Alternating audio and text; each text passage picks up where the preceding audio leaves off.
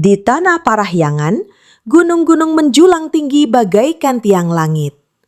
Hutan lebat menyelimuti lerengnya, menyimpan rahasia zaman purba. Sungai-sungai mengalir jernih, memberi kehidupan pada manusia dan hewan.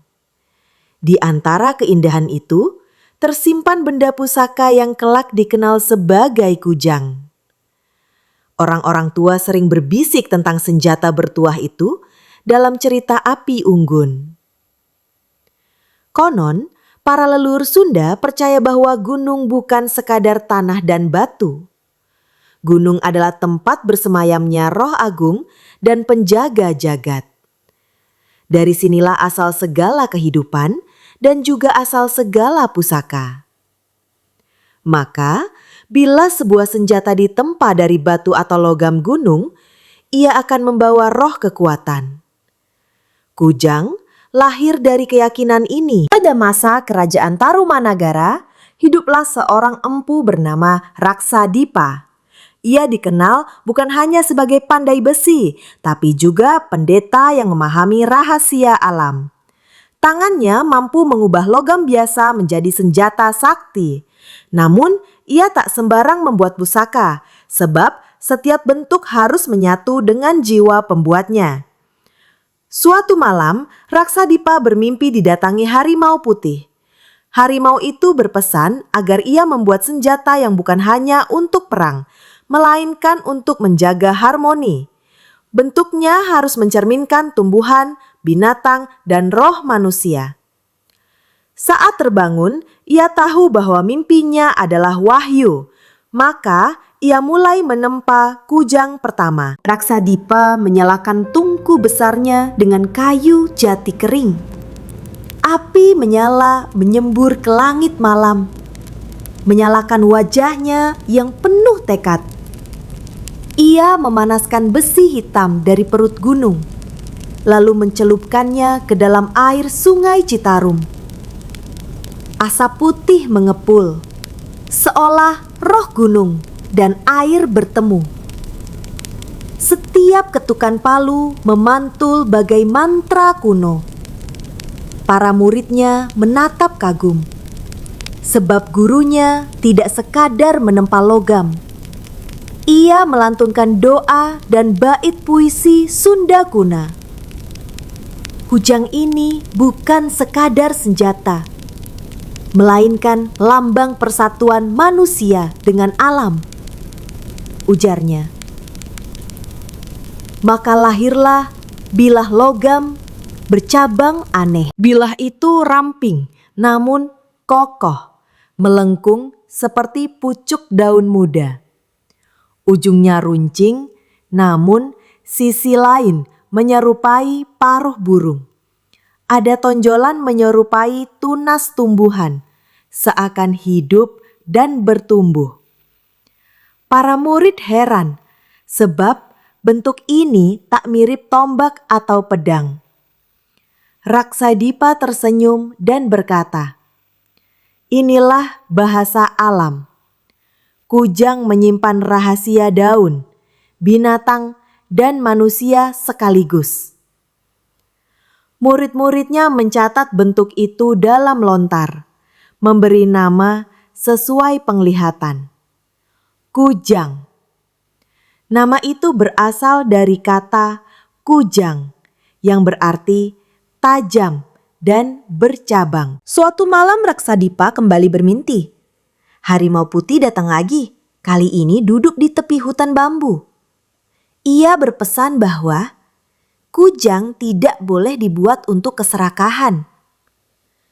Barang siapa membuat kujang hanya demi kekuasaan, hidupnya akan hancur. Kujang adalah lambang keseimbangan. Raksadipa pun bersumpah di hadapan murid-muridnya. Jangan sekali-kali kau menjual kujang untuk memperkaya diri. Ia harus diwariskan dengan kehormatan dari leluhur ke anak cucu. Murid-murid mengangguk dengan hikmat.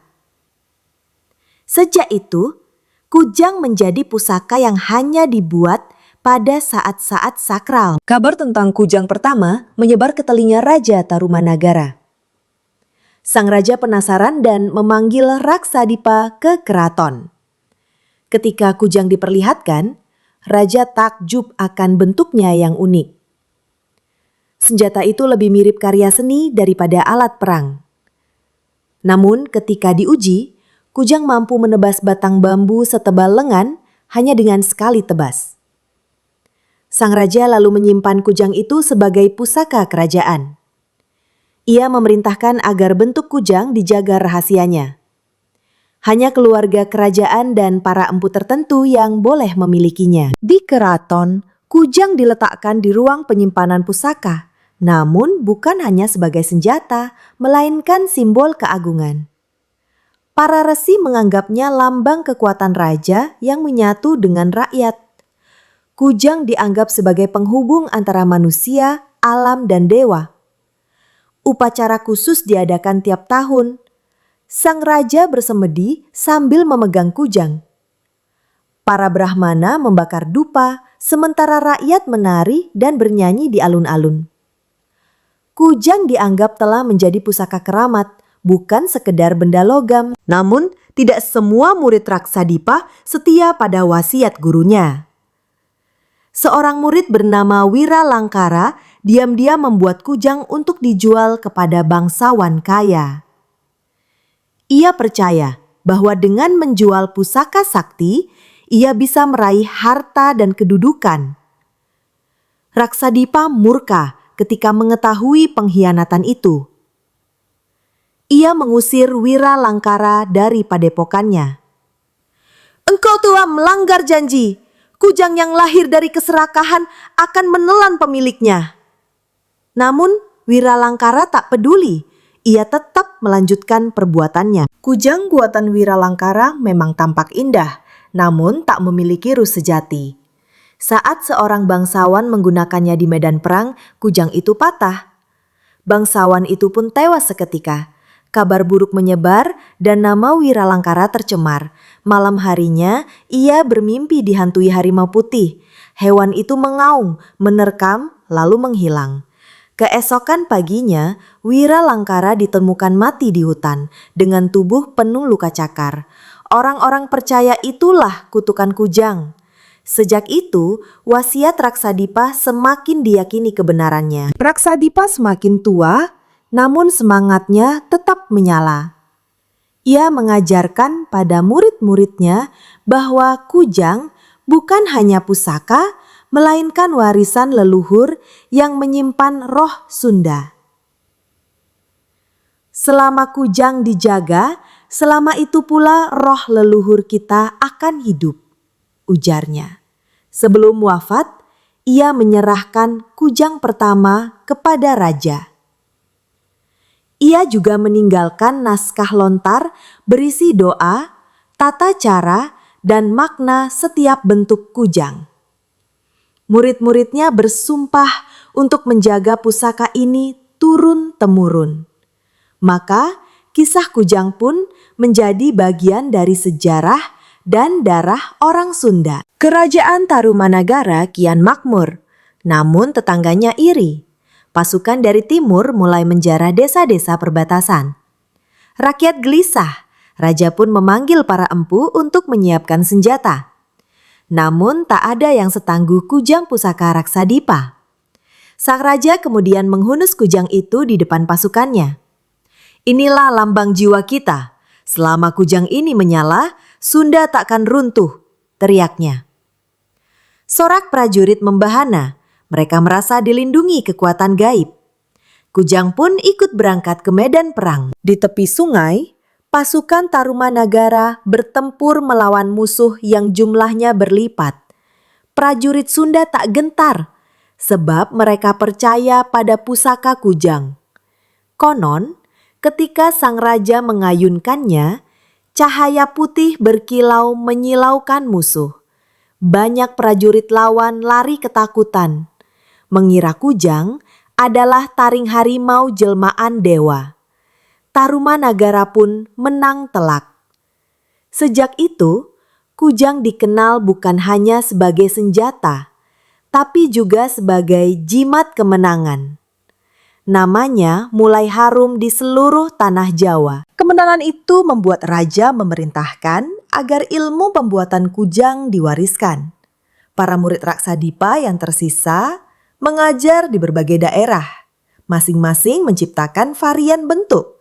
Ada kujang cium, kujang kuntul, hingga kujang bangkong. Setiap bentuk punya filosofi. Kujang ciung melambangkan kelincahan burung. Kujang bangkong melambangkan kesuburan. Kujang kuntul melambangkan kesucian. Lambat laun, kujang tidak hanya dipakai prajurit, tetapi juga petani, nelayan, hingga para pendeta. Kujang menjadi milik semua lapisan rakyat. Seiring berlalunya masa, Tarumanagara melemah dan kerajaan Galuh bangkit di tanah Sunda. Raja Galuh menjadikan kujang sebagai lambang kekuasaan baru. Setiap pengangkatan raja, kujang pusaka dihadirkan dalam upacara sakral. Tanpa kujang, seorang raja hanyalah manusia biasa, kata resi istana. Kujang bukan sekedar benda, melainkan titah leluhur. Galuh pun menjadikan kujang sebagai simbol kerajaan. Setiap lambang negara diukir dengan bentuk menyerupai kujang. Suatu ketika, seorang panglima Galuh mencoba merebut tahta. Ia ingin menggunakan kujang pusaka untuk melegitimasi dirinya. Namun ketika digenggam, kujang itu justru terasa panas membakar tangannya. Panglima itu menjerit kesakitan dan lari. Orang-orang percaya bahwa kujang hanya akan tunduk pada pemimpin sejati. Kekuatan pusaka bukanlah untuk ambisi pribadi, melainkan untuk kesejahteraan rakyat. Sejak itu, legenda tentang kesetiaan kujang semakin menyebar, memperkuat wibawa Raja Sunda. Raja Galuh suatu hari bertapa di Gunung Cakrabuana. Di sana, ia bertemu Rasi Agung yang dipercaya berumur ratusan tahun. Rasi itu berkata bahwa kujang sejati bukan sekadar logam, melainkan jiwa yang terus hidup selama ada Sunda. Bila kujang dilupakan, roh leluhur akan pergi dan tanah ini akan hancur, kata Rasi tersebut. Raja pun tersadar bahwa tugasnya bukan hanya menjaga kerajaan, tapi juga menjaga warisan kujang. Sejak itu, Raja rutin melakukan semedi di hadapan pusaka. Kerajaan Galuh mendapat ancaman baru dari perompak Laut Selatan. Mereka terkenal ganas, bersenjata tajam, dan tak takut mati. Desa pesisir banyak yang hancur. Rakyat ketakutan meminta raja turun tangan. Raja mengutus panglima terbaiknya membawa kujang pusaka. Di pantai, pertempuran besar terjadi. Konon, ketika panglima mengayunkan kujang, ombak laut menjadi tinggi, menggulung perahu musuh. Sejak itu, orang percaya bahwa kujang pun bersahabat dengan samudra. Di tengah kegemilangan, para empu mendirikan padepokan rahasia untuk menjaga ilmu pembuatan kujang. Mereka memilih murid dengan hati-hati. Hanya yang berhati jernih boleh belajar. Padepokan ini tersembunyi di kaki Gunung Salak. Di sana, kujang ditempa dengan doa, bunga, dan sesaji. Besi dipilih dari batu meteorit yang jatuh di tanah Sunda. Empu berkata, "Besi dari langit untuk kujang bumi, maka kujang akan selalu menyatukan langit dan tanah." Tak hanya di medan perang, kujang juga hadir di sawah dan ladang. Para petani memakai kujang kecil untuk memotong rumput atau mengolah tanah.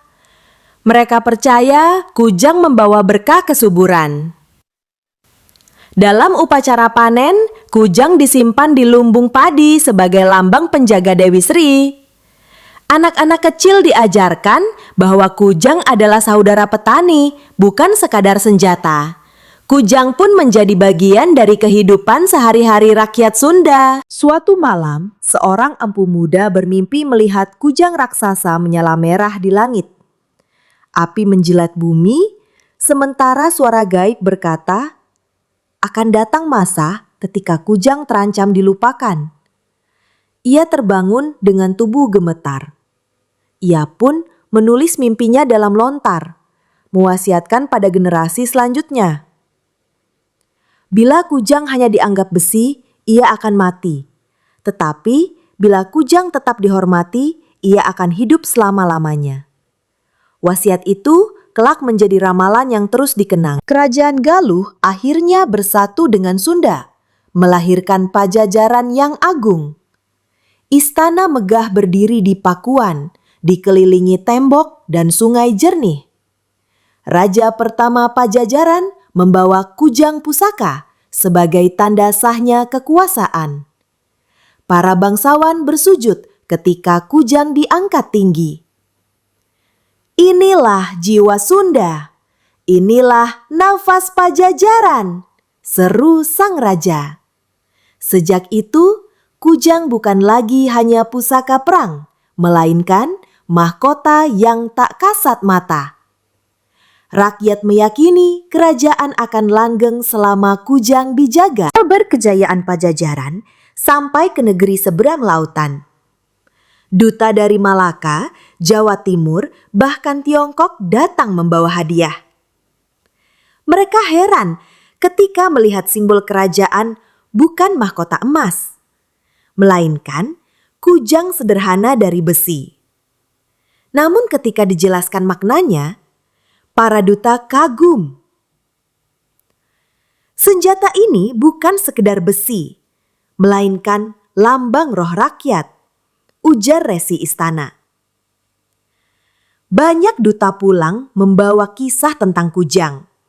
Namanya pun mulai mendunia, melintasi lautan. Kujang pusaka Pajajaran diyakini punya kekuatan gaib. Pada siang hari ia tampak biasa, tapi pada malam tertentu berkilau bagaikan bara api. Para penjaga istana sering melihat cahaya putih keluar dari ruang pusaka.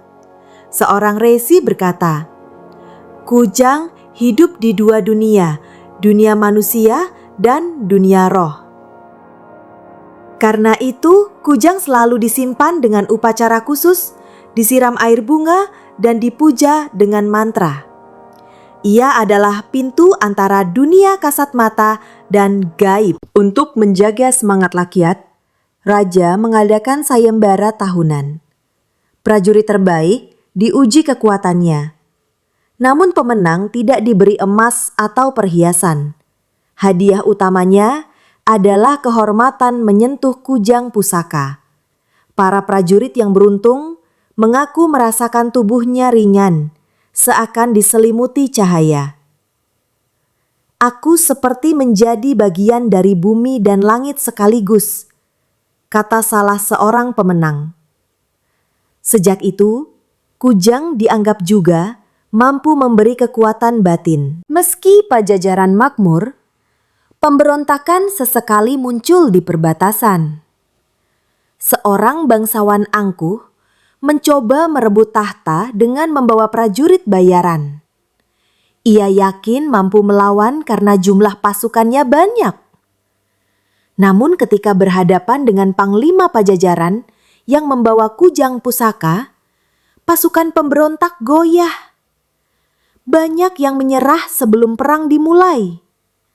Mereka yakin roh leluhur ikut turun melindungi Pajajaran. Bangsawan itu pun ditangkap dan dijatuhi hukuman. Di tengah rakyat, beredar legenda tentang kujang api. Konon ada kujang rahasia yang ditempa bukan dengan tungku biasa, melainkan dengan lidah api petir. Kujang itu disimpan di gunung dan hanya keluar pada zaman genting. Beberapa petani mengaku pernah melihat kilatan merah di langit membentuk siluet kujang. Mereka percaya itu pertanda leluhur sedang menatap tanah Sunda. Kisah ini membuat rakyat semakin menghormati kujang sebagai pusaka sakral. Di istana Pajajaran, ada seorang putri yang ditugaskan menjaga kujang. Namanya Dewi Larasati, dikenal bijak dan lembut. Setiap malam bulan purnama, ia bersemedi di ruang pusaka sambil menyalakan dupa. Konon, kujang bergetar halus setiap kali Dewi Larasati memegangnya. Beberapa resi berkata, roh leluhur merestuinya sebagai penjaga sejati. Kisah tentang putri penjaga pusaka ini menjadi legenda indah yang diceritakan turun-temurun. Suatu hari, raja mengutus seorang panglima membawa kujang kecil sebagai tanda persahabatan ke kerajaan tetangga di timur. Namun, perjalanan itu penuh bahaya, sebab banyak musuh yang ingin merebut pusaka. Panglima menyembunyikan kujang itu di balik pakaian. Ketika disergap perampok, ia menghunus kujang dan tiba-tiba para musuh lari terbirit-birit. Mereka melihat bayangan harimau putih di belakang sang panglima. Kujang pun selamat sampai tujuan. Meski Pajajaran berjaya, tanda kemunduran mulai tampak. Intrik politik di istana, perebutan jabatan, dan serangan dari luar melemahkan kerajaan. Banyak yang lupa pada wasiat leluhur tentang kujang. Kujang mulai hanya dianggap hiasan, bukan roh pelindung. Beberapa bangsawan bahkan membuat tiruan untuk pamer kekuasaan. Para resi mengingatkan, bila kujang disepelekan, kehancuran akan datang. Namun suara mereka jarang didengar. Seorang pertapa di Gunung Gede bermimpi didatangi Raksadipa, empu pertama pembuat kujang. Sang empu berkata dengan wajah muram, Pajajaran akan terguncang. Roh kujang mulai murka karena dilupakan. Pertapa itu segera turun gunung membawa pesan ke istana. Namun, para bangsawan menertawakannya. Hanya segelintir resi yang percaya. Ramalan itu pun tercatat dalam naskah, menunggu saatnya menjadi kenyataan. Pasukan asing datang dari Laut Utara, membawa kapal besar dan senjata besi asing. Mereka menjarah desa-desa pesisir, menantang kekuatan Pajajaran. Rakyat ketakutan, sebab musuh kali ini tak sekadar perompak, melainkan pasukan terlatih.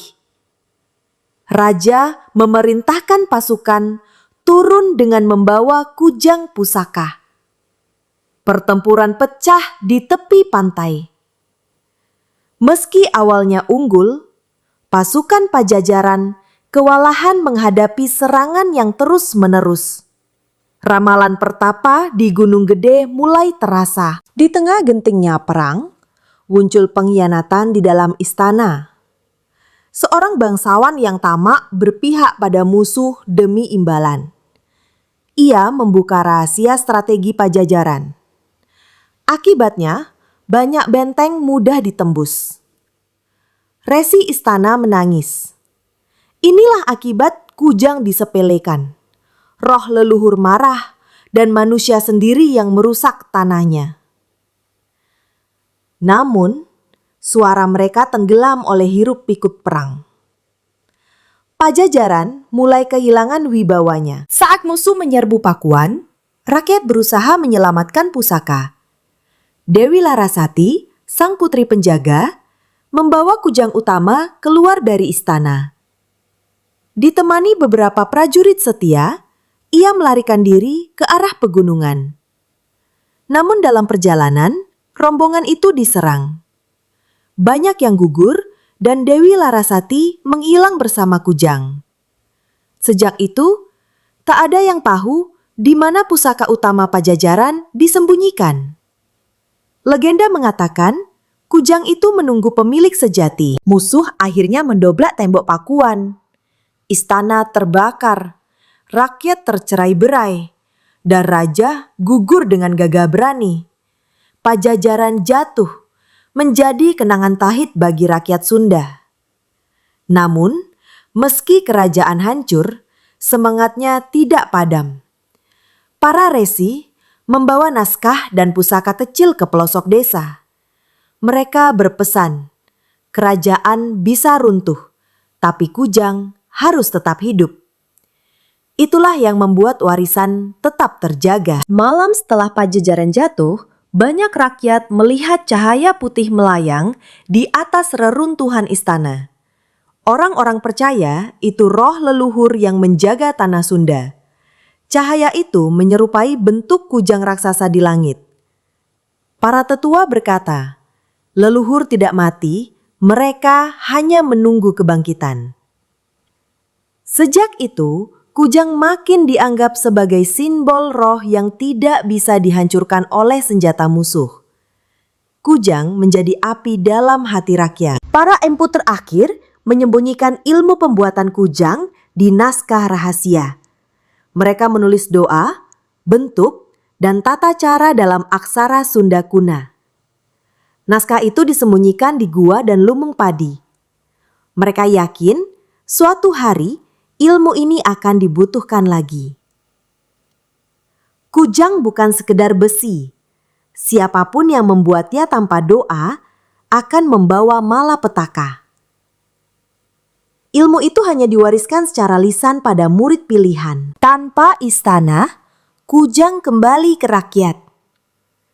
Petani memakainya untuk bercocok tanam. Nelayan membawanya ke laut. Dan pendeta memakainya dalam upacara. Kujang tidak lagi hanya milik raja, tetapi juga milik setiap orang Sunda. Bentuknya beragam, dari kecil hingga besar, dari sederhana hingga berukir indah. Namun maknanya tetap sama, kujang adalah sahabat dan penjaga. Setiap keluarga ingin memiliki kujang sebagai lambang leluhur mereka. Malam-malam di kampung, orang tua bercerita kepada anak-anaknya tentang kujang. Mereka menceritakan Raksadipa, Harimau Putih, Dewi Larasati, dan keruntuhan Pajajaran. Api unggun berkeredap, anak-anak mendengar dengan mata berbinar. Jangan pernah lupakan kujang, pesan orang tua. Karena kujang adalah jiwa kita. Selama kujang ada, Sunda tidak akan hilang. Dongeng itu membuat anak-anak tumbuh dengan rasa bangga akan tanah leluhurnya. Berabad-abad kemudian, kujang tidak lagi menjadi senjata perang, tetapi simbol budaya. Ia muncul di lambang, ukiran, dan pakaian adat. Kujang menjadi identitas Sunda yang tak lekang oleh zaman. Di setiap perayaan adat, kujang dihadirkan sebagai tanda penghormatan. Para pemimpin pun menggunakannya sebagai simbol kepemimpinan. Kujang bukan lagi alat menebas, melainkan lambang persatuan dan kehormatan. Kini, meski Pajajaran telah lama runtuh, kujang tetap hidup. Ia ada di museum, di lambang daerah, di tangan para budayawan, dan di hati orang Sunda. Kujang adalah jembatan masa lalu, kini, dan masa depan. Legenda Raksadipa, wasiat Harimau Putih, dan pengorbanan Dewi Larasati terus diceritakan. Kujang bukan hanya besi bercabang, ia adalah jiwa yang tak mati. Selama kujang dihormati, Sunda akan selalu ada.